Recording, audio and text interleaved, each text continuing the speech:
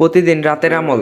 একদিন হযরত মুহাম্মদ সাল্লাল্লাহু আলাইহি সাল্লাম হযরত আলী রাদিয়াল্লাহুকে বলেছিলেন, ঘুমাতে যাওয়ার আগে এই 5টি কাজ প্রতিদিন করবে। 1 থেকে 4 হাজার দিনের সদকা করবে।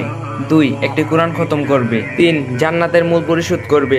4 দুজন ব্যক্তি যদি দুজনের উপর রাগ করে থাকে তাহলে তাদের সেই রাগ ভাঙিয়ে তাদেরকে খুশি করে তুলবে। একবার হজ করবে, তারপর ঘুমাতে যাবে। হযরত আলী রাদিয়াল্লাহু তখন বলেছেন, হে রাসূল, এটা তো মনে হচ্ছে অসম্ভব, আমি এই 5টি কাজ কিভাবে করব? তখন হযরত মুহাম্মদ সাল্লাল্লাহু আলাইহি সাল্লাম বলেছেন, সূরা ফাতিহা 4 বার পড়লেই 4000 দিনের সদকা করার সমপরিণাম সওয়াব পাবে। সূরা ইখলাস 3 বার পড়লে একটি কোরআন খতমের সওয়াব পাবে। 3 বার যে কোনো একটি দুরূদ শরীফ পড়বে, তাহলে জান্নাতের মূল পরিশোধ করার সমপরিণাম সওয়াব পাওয়া যাবে। যেমন সবচেয়ে ছোট দুরূদ শরীফ হচ্ছে সাল্লাল্লাহু আলাইহি ওয়াসাল্লাম। যে কোনো ইস্তিগফার বা আস্তাগফিরুল্লাহ 10 বার পাঠ করলে দুজন অখুশি মানুষকে খুশি করার সম্পূর্ণ সওয়াব পাবে। সর্বশেষ কালেমা শাহাদাত 4 বার পাঠ করলে একটি হজের সম্পরিণাম সওয়াব পাওয়া যাবে। আর যদি ভিডিওটা ভালো লাগে অবশ্যই কপি লিংক আর শেয়ার করে দিবেন।